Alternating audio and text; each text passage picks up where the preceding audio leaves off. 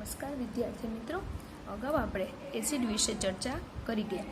ત્યાર પછી હવે આપણે બેઝ જોઈએ. બેઝની અંદર પહેલું છે કેલ્શિયમ.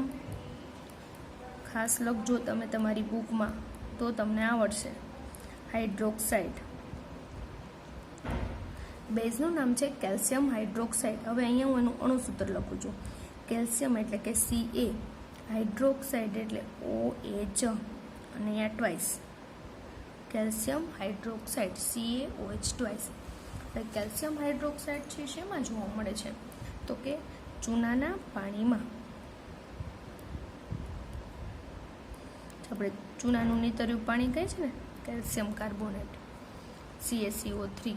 કેલ્શિયમ કાર્બોનેટ કહે છે ને ચૂનાનું નીતર્યું પાણી. એટલે ચૂનાના પાણીની અંદર આપણને કેલ્શિયમ હાઇડ્રોક્સાઇડ નામનો બેઝ હોય. ચૂનાનું જે પાણી બનાવો, ચૂનો લઈને એની અંદર પાણી નાખો છો તો ચૂનો પાણીમાં ઓગળે છે ને જે દ્રાવણ બને છે ને એની અંદર કેલ્શિયમ હાઇડ્રોક્સાઇડ નામનો બેઝ રહેલો હોય છે. કેલ્શિયમ હાઇડ્રોક્સાઇડ એટલે કે Ca અને હાઇડ્રોક્સાઇડ એટલે કે OH ટ્વાઇસ. હવે કાચ સાફ કરવાના પ્રવાહીમાં જે આપણે પહેલાં કાચ સાફ કરવા માટે પેલો સ્પ્રે મારીએ છીએ ને એની અંદર જે લિક્વિડ ભરેલું હોય છે, જે પ્રવાહી ભરેલું હોય છે એની વાત છે. કાચ સાફ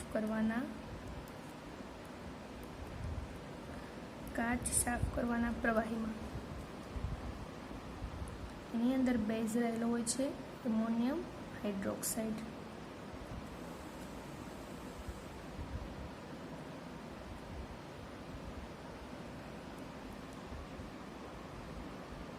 NH4OH.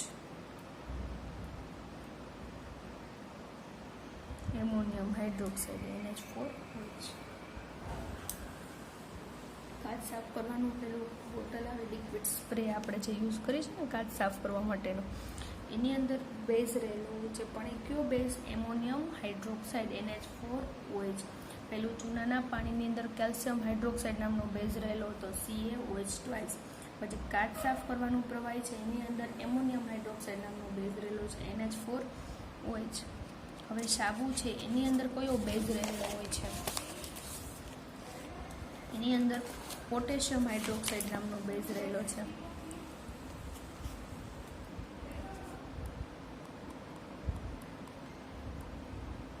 Potassium hydroxide.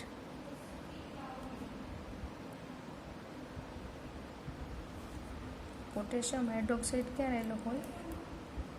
સાબુ. KOH.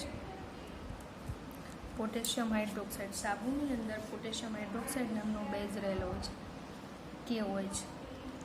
અથવા તો સોડિયમ હાઇડ્રોક્સાઇડ પણ કહી શકે. પોટેશિયમ હાઇડ્રોક્સાઇડને બીજું શું કહી શકાય? Sodium hydroxide.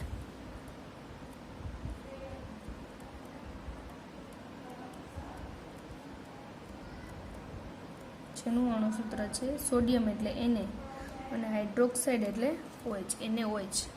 Potassium hydroxide. સાબુની અંદર પોટેશિયમ હાઇડ્રોક્સાઇડ નામનો બેઝ અથવા તો એને સોડિયમ હાઇડ્રોક્સાઇડ પણ કહી શકાય. પોટેશિયમ હાઇડ્રોક્સાઇડ, પોટેશિયમ એટલે એની સંજ્ઞા K, હાઇડ્રોક્સાઇડ એટલે OH અને સોડિયમ હાઇડ્રોક્સાઇડ હોય તો NaOH એમ પણ કહી શકો. અને એના પછીનો બેઝ છે milk of magnesia.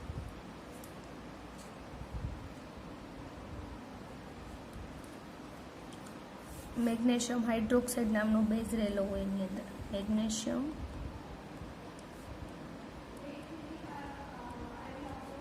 Hydroxide. Magnesium hydroxide એટલે કે milk of magnesia.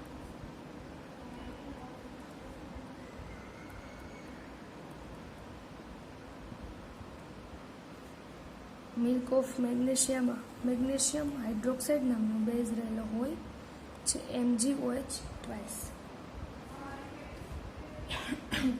MgOH twice. Milk of મેગ્નેશિયાની અંદર મેગ્નેશિયમ હાઇડ્રોક્સાઇડ નામનો બેઝ રહેલો હોય છે MgOH ટ્વાઇસ. બેઝની અંદર બીજું ઘણું બધું આવી શકે. ખાવાનો સોડા, ધોવાનો સોડા, એના પણ સૂત્ર તમને અહીંયા લખાવી દઉં છું.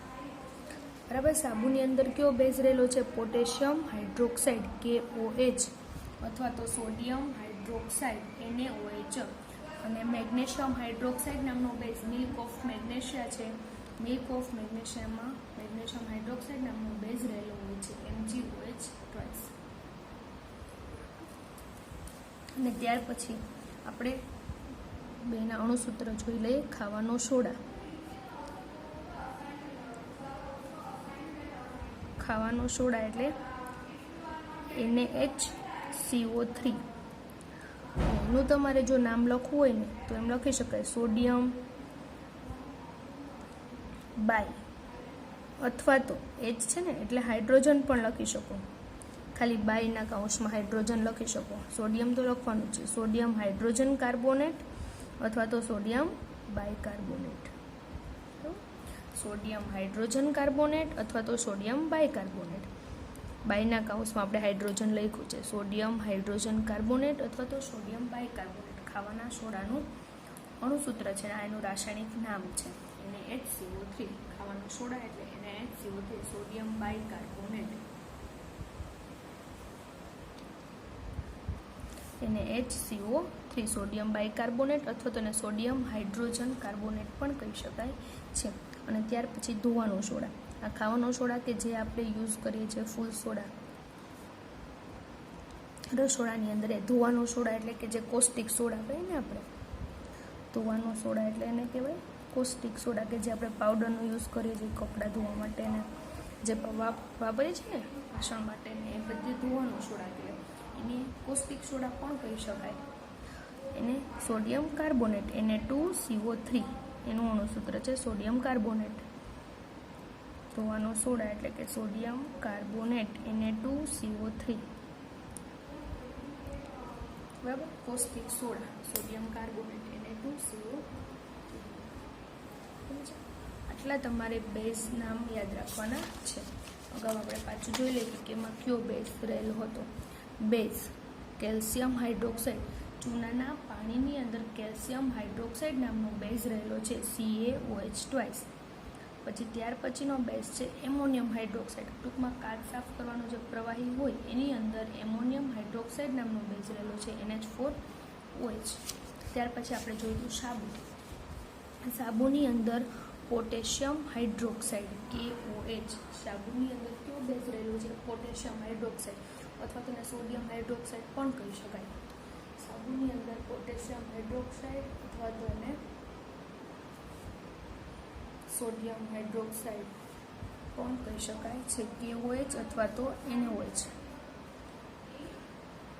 સાબુની અંદર પોટેશિયમ હાઇડ્રોક્સાઇડ KOH અથવા તો સોડિયમ હાઇડ્રોક્સાઇડ NaOH. ત્યાર પછી મિલ્ક ઓફ મેગ્નેશિયા. એની અંદર પણ બેઝ રહેલો છે. કયો બેઝ? મેગ્નેશિયમ હાઇડ્રોક્સાઇડ નામનો બેઝ રહેલો છે.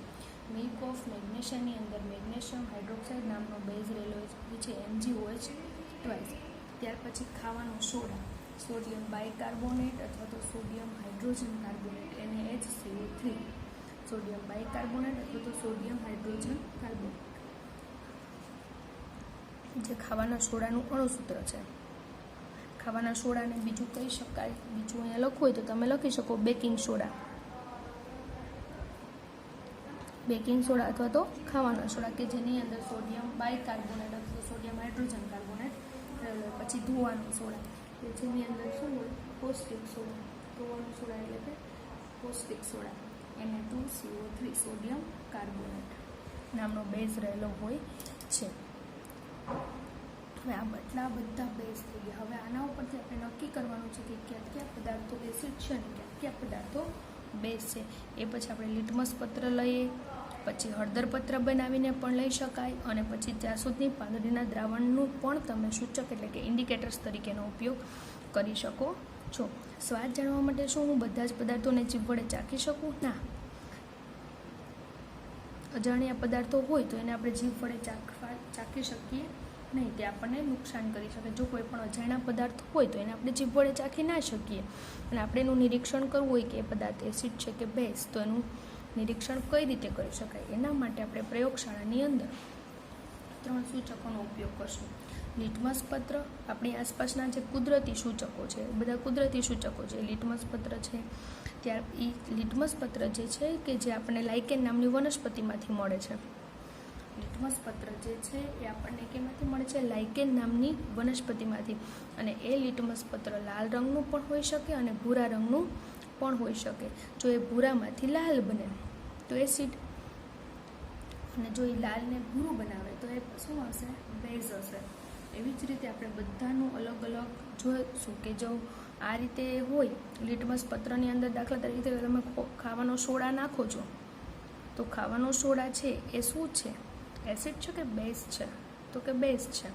તો એને આપણે લિટમસ પત્ર ઉપર નાખીએ, પણ ક્યાં લિટમસ પત્ર ઉપર નાખો? ભૂરા લિટમસ પત્ર ઉપર નાખીએ તો લાલ રંગનું બની જવું જોઈએ. મતલબ કે ખાવાનો સોડા કેવો થઈ ગયો? લાલને ભૂરું બનાવે તો એ બેઝ હોય, ભૂરાને લાલ બનાવે તો એસિડ થાય ને. તો ભૂરા ઉપર નાખીએ તો કોઈ અસર નહીં થાય. એને લાલ ઉપર નાખજો બેકિંગ સોડાને તો એ કેવા રંગનું થઈ જશે? ભૂરા રંગનું. મતલબ કે બેઝ છે.